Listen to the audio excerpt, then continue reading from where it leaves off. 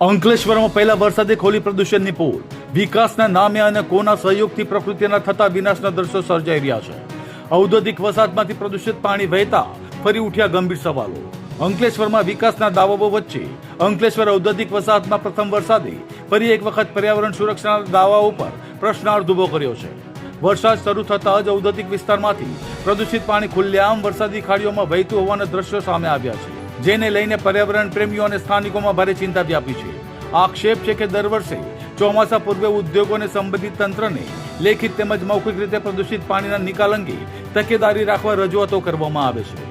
તેમ છતાં પ્રથમ વરસાદ સાથે પ્રદૂષિત પાણી બહાર વહેવાની ઘટના ફરી સામે આવતા સવાલો ઉભા થયા છે. આખરે જવાબદાર તંત્ર અને ઉદ્યોગો કેટલા ગંભીર છે? પર્યાવરણ પ્રેમીઓના જણાવ્યા મુજબ આ પ્રદૂષિત પાણી વરસાદી નાળાઓ મારફતે નર્મદા નદી અને અંતે દરિયામાં પહોંચી જળ પ્રદૂષણમાં વધારો કરે છે. તેના કારણે જળસૃષ્ટિ, પર્યાવરણ અને માનવ સ્વાસ્થ્ય પર ગંભીર અસર થવાની ભીતિ વ્યક્ત કરવામાં આવી રહી છે. આ સમગ્ર મામલે વધુ ગંભીર બાબત એ છે કે અગાઉ અનેક તપાસો, વિવિધ સમિતિઓના અહેવાલો અને નેશનલ ગ્રીન ટ્રિબ્યુનલના આદેશોના બાદ પણ પરિસ્થિતિમાં નોંધપાત્ર સુધારો જોવા મળતો નથી.